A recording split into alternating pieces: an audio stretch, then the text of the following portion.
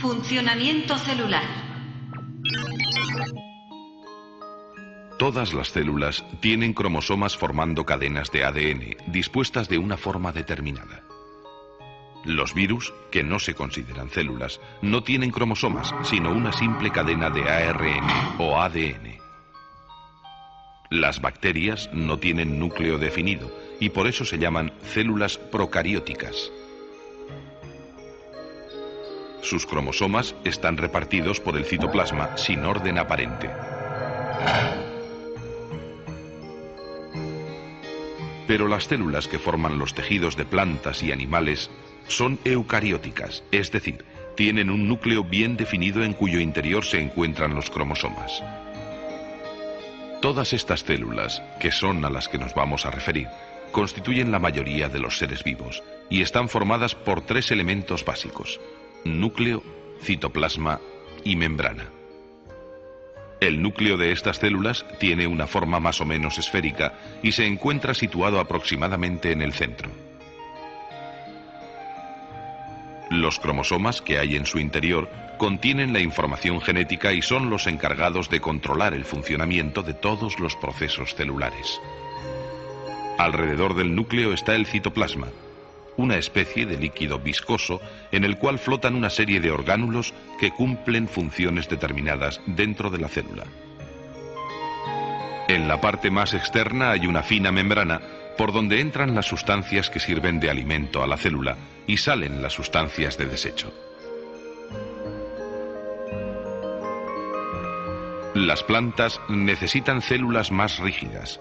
Por eso, además de la membrana, hay una pared celular que está formada principalmente de celulosa.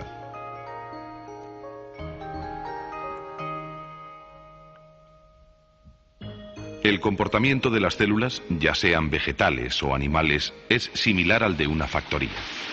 En el núcleo de la célula hay una especie de ordenador que controla toda la actividad celular, desde la asimilación del alimento hasta la reparación de la membrana.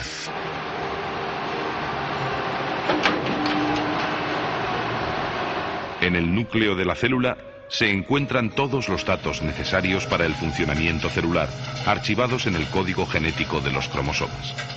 Desde aquí se coordinan y controlan todas las funciones celulares. Como en una factoría, la célula recibe materias primas continuamente a través de la membrana, donde se controla todo lo que entra y sale de la célula. Dependiendo del tipo de nutrición que tenga, la célula necesitará determinado tipo de sustancias.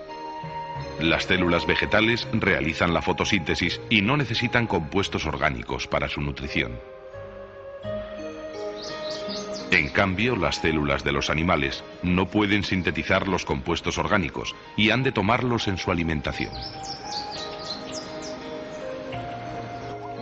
Una vez ingeridas, estas sustancias se transforman en otras más complejas como son las proteínas. Las proteínas se fabrican en el retículo endoplasmático con la importante colaboración de unos minúsculos orgánulos llamados ribosomas. Las proteínas son imprescindibles para el correcto funcionamiento de todas las células.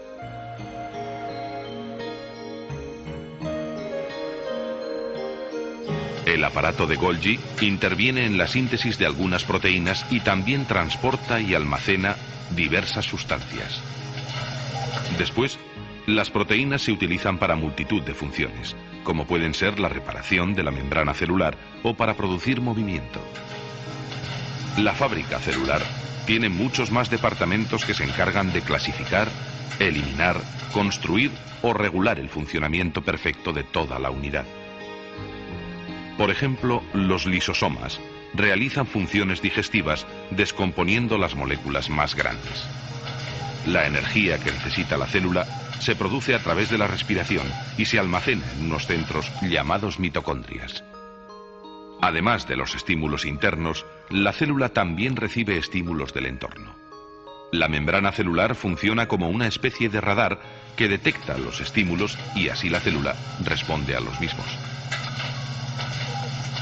Los organismos unicelulares pueden ser sensibles a estímulos térmicos, químicos, físicos, eléctricos o incluso gravitatorios. Una de las respuestas más fáciles de detectar es la del movimiento, que permite a la célula alejarse o acercarse a la fuente del estímulo. Las células utilizan diversos métodos para atraer el alimento y para sus desplazamientos.